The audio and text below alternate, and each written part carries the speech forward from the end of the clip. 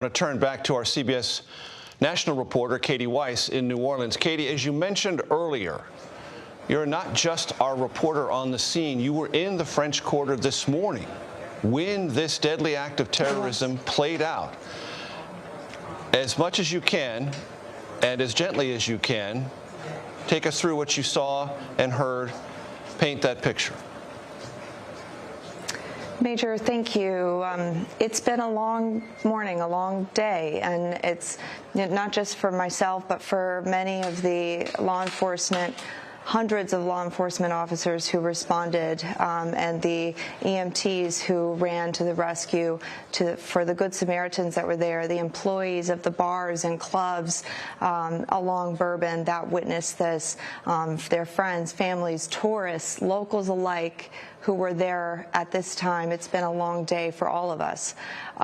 What I witnessed, I heard some commotion. I stepped into a bar along Bourbon, like many others, and I heard that there had been a shooting. So I went up to the second floor window to try to get a better vantage point, and I saw there several people on the ground across Bourbon Street who were injured in varying capacities. I saw first responders rendering aid to someone who was on the ground, seemingly unconscious.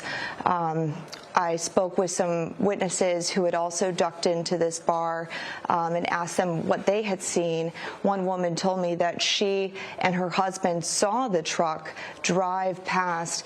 In fact, her husband, she said, the truck clipped her husband's ankle, but fortunately he was able to move out of the way in time. She said that they ducked into this bar for cover and were just, trying to figure out what else was going on, but that they, as soon as the truck went through, she said she heard kind of a loud crashing noise when the truck hit something, and then she heard shots ring out. She said it was multiple rapid fire type shots. We know now that a long gun was recovered at the scene, so it certainly kind of, aligns with those kinds of witness accounts that I heard there.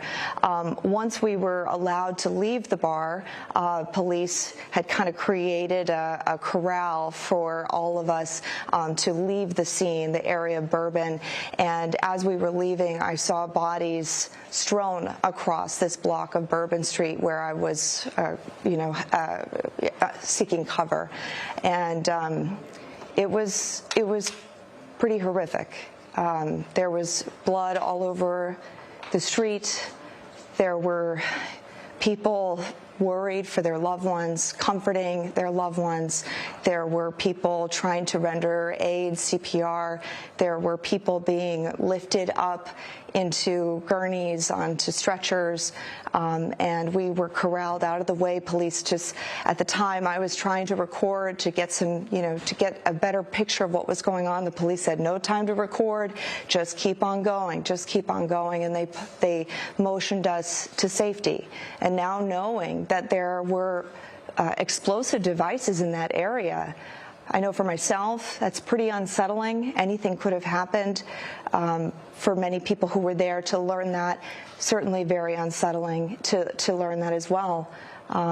We are grateful. I know I'm grateful to be able to be here and give you this report, Major.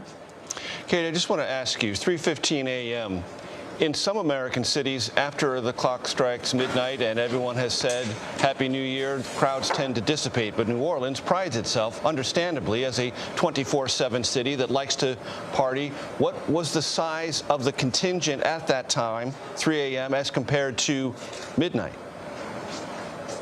Sure. I used to live in Denver, and at 2 a.m., all the bars closed. That's definitely not the case in New Orleans. New Orleans is a unique place where they want you to have fun. Laissez les bon temps rouler, let the good times roll. It's the Mardi Gras, word, the Mardi Gras phrase, if you will, that everyone lives by here.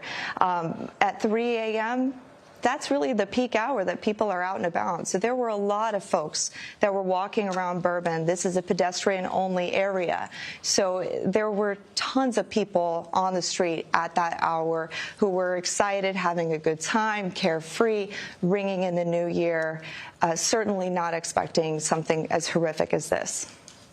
Kati Weis, thank you very, very much.